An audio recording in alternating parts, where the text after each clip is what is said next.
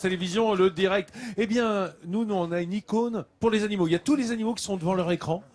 Voilà, tous les chiens sont dans les maisons devant Midi en France ça va pour vraiment voir les Hélène Gâteau. concerner. Et toi, Loïc, finalement, ça va te concerner aussi, tu vas voir, parce que on dit qu'ici, dans le public, il y a beaucoup de gens qui sont de ta famille. Eh bien là, nous avons une ostéopathe pour animaux qui s'appelle Mélanie. Et c'est un hasard, puisque ce matin, en te disant qui nous avions comme invité, eh bien c'est ta cousine. Mais non! Assez incroyable, voilà. Et quand je vous dis que tous les Stéphanois sont déballés. En plus, ce qui est rigolo, c'est que j'ai essayé de la vendre à l'émission la semaine dernière, parce que quand on m'a dit il va y avoir un ostéopathe canin, je dis mais vous savez que j'ai quand même une cousine qui est ostéopathe équin, elle pourrait venir, tout ça. Et ils m'ont dit non, on a déjà tout calé. Et puis en fait, c'est elle en fait. C'est Alors, drôle quand même, c'est nous extraordinaire. sommes allés chez Mélanie, qui est à mi-temps infirmière et qui a décidé de mettre de l'argent dans sa passion pour aller se former en Angleterre en tant qu'ostéopathe. Elle est tombée amoureuse de cette passion, de ce métier, en étant elle-même cavalière et en voyant tous les bénéfices qu'il y avait de l'ostéopathie. Au départ sur les chevaux. Donc là, on la voit en train de pratiquer actuellement sur un cheval. Donc il s'agit bien entendu pour l'ostéopathie eh bien de manipuler les articulations, de voir quels sont les endroits de souffrance des muscles, des tendons ou des articulations, mais Mélanie eh bien, pratique également chez elle. Elle peut recevoir des clients chez elle. Là, elle a un chien qui souffre également d'arthrose. Elle se déplace également pour d'autres animaux directement chez les particuliers. Et elle s'est aussi déplacée sur le plateau de Midi en France, puisque nous avons avec nous Mélanie qui est venue avec ses deux chiens. Bonjour Mélanie.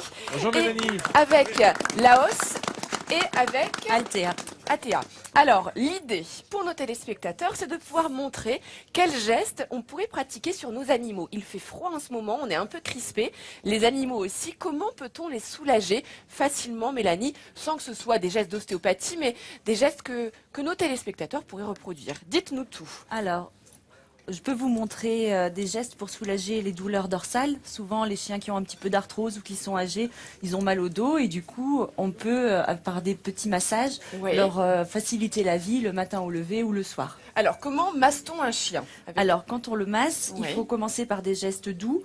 Donc, on peut commencer par des massages qui vont attaquer au niveau des thoraciques et puis finir vers le sacrum. D'accord. Pour faire bien surtout sur les lombaires, tout à fait. Très bien. Et du coup, faire des massages concentrique en effleurage au début, dans un sens, puis dans un autre, pour bien chauffer la zone. Alors là, le fait de le faire à rebrousse-poil, c'est pas désagréable pour le chien? Non, pas du tout, parce que du coup, ça va être une main douce et ça va lui apporter la chaleur, ça va chauffer la zone.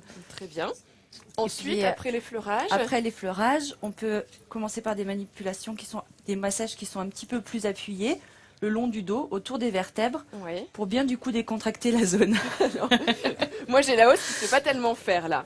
Alors justement, quand vous avez votre animal qui ne se laisse pas tellement faire alors que vous commencez à appuyer un petit peu plus, c'est peut-être qu'il a vraiment une zone de souffrance et peut-être de l'arthrose au niveau des vertèbres. Donc du coup, y aller très doucement en faisant des massages progressifs, bien pratiquer l'effleurage au début pour bien chauffer la zone et du coup bien ramollir les muscles autour. Très bien. Est-ce qu'il y a un autre endroit que l'on peut masser facilement sur les chiens, Mélanie? Oui, tout à fait. Tout ce qui est les parties au niveau des cervicales et autour des deux omoplates. Oui, donc pour bien, ici. Voilà. Pour bien décontracter tout ce qui est autour des zones du collier pour les chiens qui tirent ou qui sont...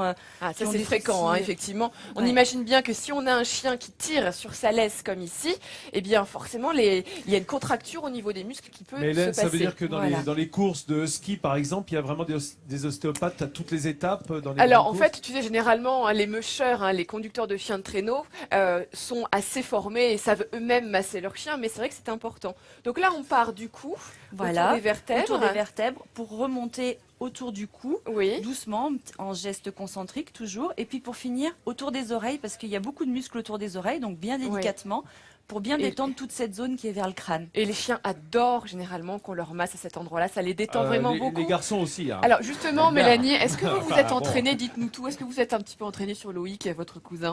Non. Vous auriez pu.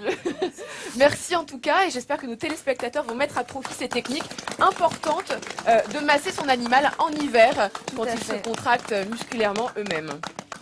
C'est bien là aussi, très bien. Il y a Loïc qui regarde.